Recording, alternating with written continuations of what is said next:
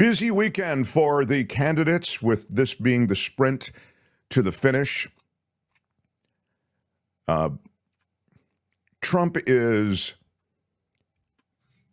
Trump's involved in what all politicians are involved in on one level or another, certainly when they're going for these top-of-ticket positions like the presidency, and that is a lot of stuff that's performative. And that's really what Trump is best at. He's best at performance. He's best at theater. He's best at photo ops. That's really, I used to call him a photo op president. You may recall, I call him a photo op president. That's what he does. If you want a photo op, he'll put together the props, the one-dimensional props, the flags, a stack of papers, a bunch of people who look official. These are the things that Trump does, okay? He's got kind of a media savvy that way for photo ops. He has no mind for policy. He's completely corrupt. He's a pay-or-play president, meaning if you give him the money, he'll give you the policy. He has no sense of anything, nor does he have any desire to get a sense of anything when it comes to the nuances of foreign policy, domestic policy, economics, etc. So what follows for you watching and listening is a little bit of what he's done this week and what the two candidates did. And then I'll give you a little Mark Cuban breaking down the absurdity of some of the things that he says on the stump when it comes to the economy. And I mention Mark Cuban because Cuban is a real guy with real cred when it comes to business. But the thing that Trump is good at is the stuff where he works the fryer at McDonald's. That's actually, you may think of that as stupid, but I would say to you, actually, that cuts through, and that's what Trump does well, because he doesn't have to do anything. He just has to show up, glad hand, take a picture, say something, nice, which he did.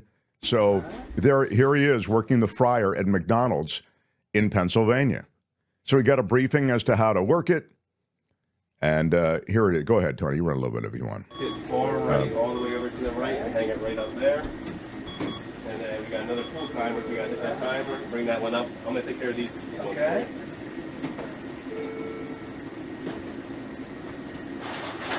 I think he's found his calling. Look at that. He's shaking the fries. Yeah, right there. Yeah.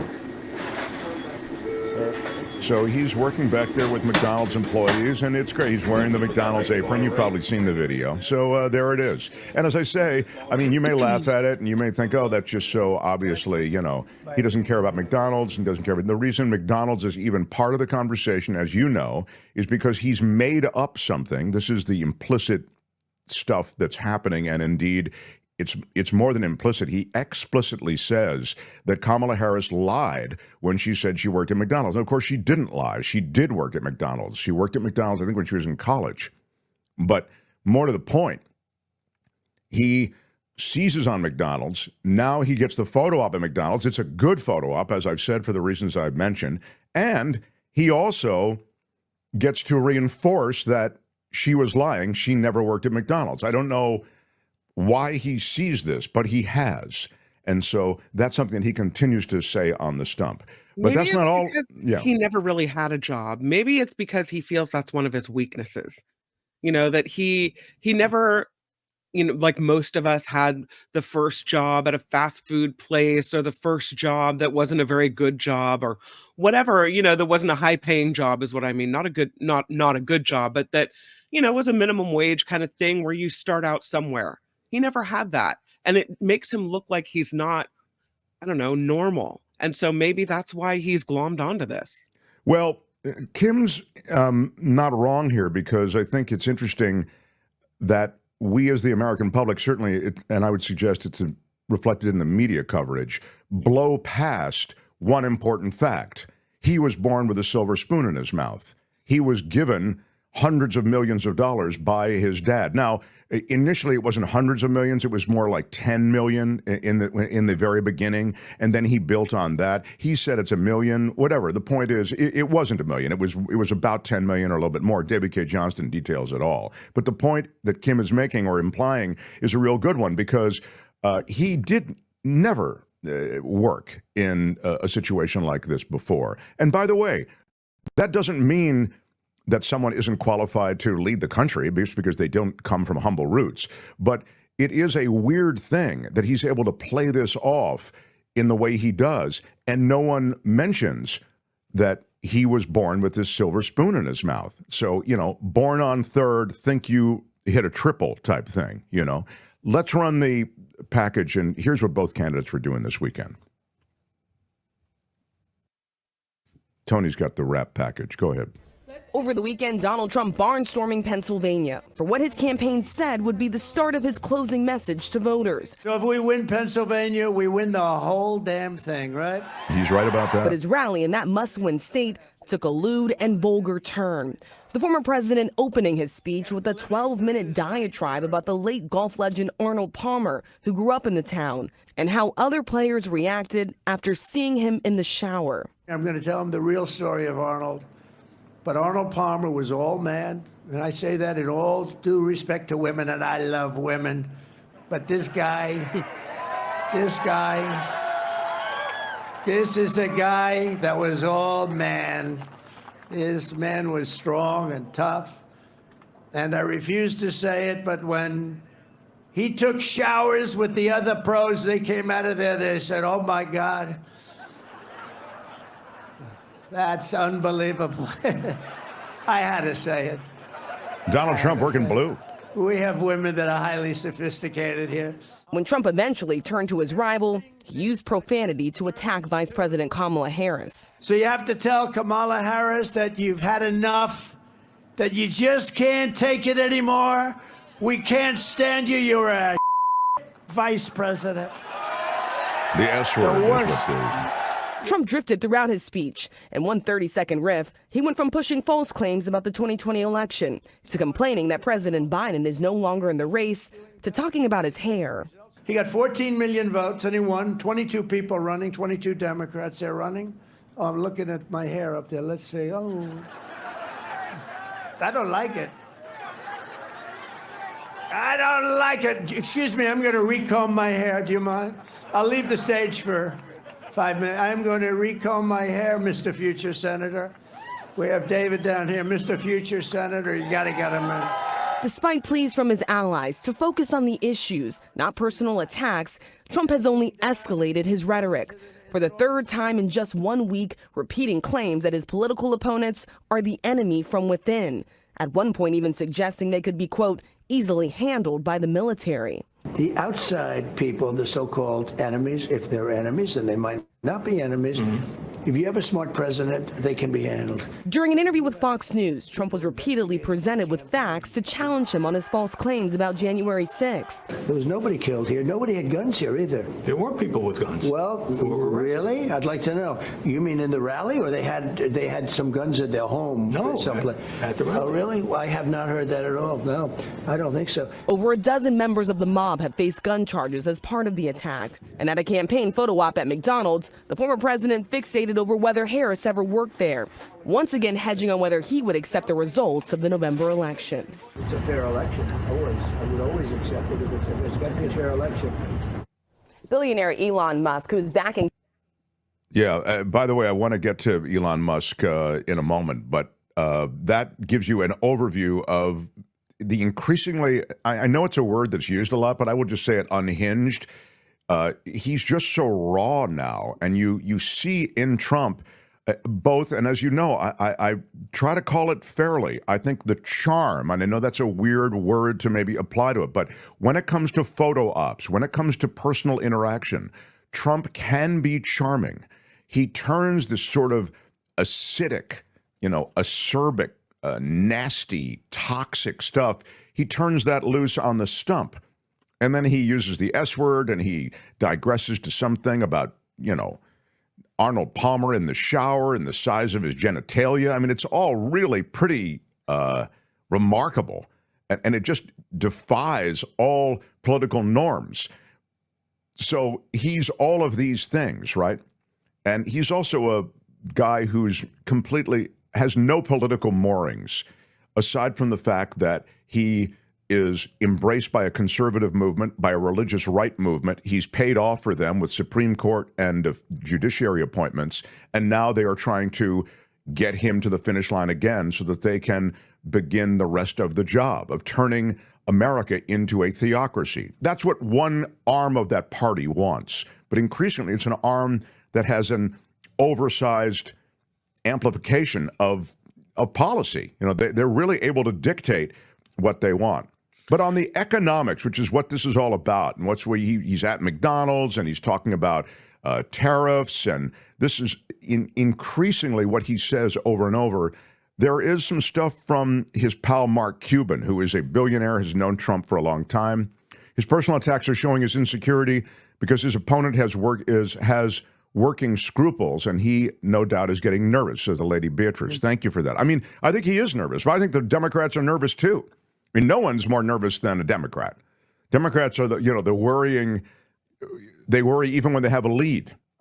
They worried a bit with Hillary Clinton, although they were worried about the Comey stuff that was released at the last minute.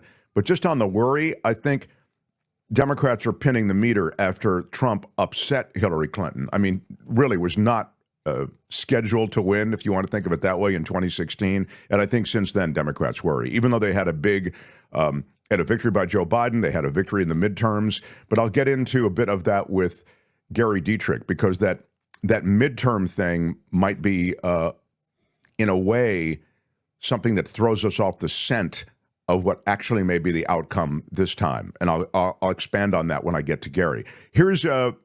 I'm not Elon. It's hard to keep my billionaires straight. This is Mark Cuban talking about Trump.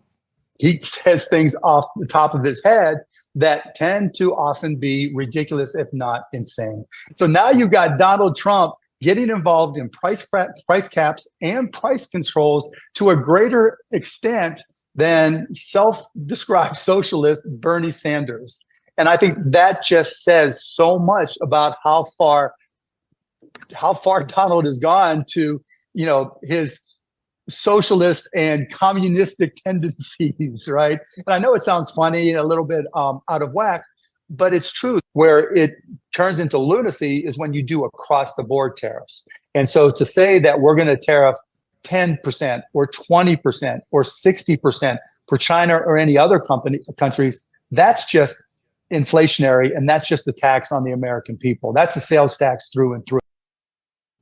So that's one thing that this is something I think that is self-evident to a lot of people on this tariff thing. Of course, Trump talks first and asks questions later. I mean, he's so reflexive in everything he does, right? I was going to ask you about that, because I don't know if maybe half the stuff he says has some type of, there's a plan or there's some reason behind it, or if you think he just opens his mouth and whatever is floating through his brain comes out. Well, I mean, I might have said that, building the wall and Mexico is going to pay for it is something that he just came up with. It was a catchy slogan. I thought it was a bumper sticker slogan. It was so clearly not going to happen. But he did actually, even though there was no money appropriated by Congress for the wall, he went and jackhammered that money out of the Pentagon budget, defense budget, and he got some money also for the border from FEMA, out of the FEMA budget, and he just did it. So, some of these bizarre utterances he does follow through on. Go play the next Cuban cut, if you would, please, Tony. Here's something that just astonished me. When he was going through his trials in New York for misleading on his loan forms, right? During one of the trials, Michael Cohen got up there to testify. And he testified about how Donald Trump asked him to short pay vendors. And he was proud of the fact that he did it for Mr. Trump, as he called him, right? I don't know why, but I expected, how he would hold a little impromptu press conference after each day of the trial. For some reason, I thought he would come out and say, no, I never asked him to short pay vendors, right? Didn't say a word about it. Probably the worst thing you could say about a business person is he short pays his vendors. He doesn't pay what he owes. That is the ultimate arbiter of trust that you have with any business person. Do they pay you when you do work for them, yes or no? He was proud of the fact, didn't question it at all. When you rip off hardworking Americans, you are not qualified to be president of the United States. Well, I'll also just mention that stuff was all in evidence the last time. You heard it over and over. You heard it in 2016. They had interviews with vendors that Trump had short paid. So this is not necessarily new information, but you always wonder to what degree it, as a reminder, matters. And then Cuban himself does have a little bit of cred in this area. So you're hearing it from one other person with cred. Go ahead, the last Cuban cut, then I'll get to Gary. If I run this country, if I'm going to be president of this country, I'm going to put a 100, 200, 2,000% tariff. They're not going to sell one car. This is insane. This is called economic gibberish. This is why you're going to vote for Kamala Harris, because you want businesses to thrive. You want them to grow. You want to grow the economy. Put a 1,000 or 2,000% tariff on anything, you're going to crush the economy. Vote for Kamala Harris. That's economic sanity.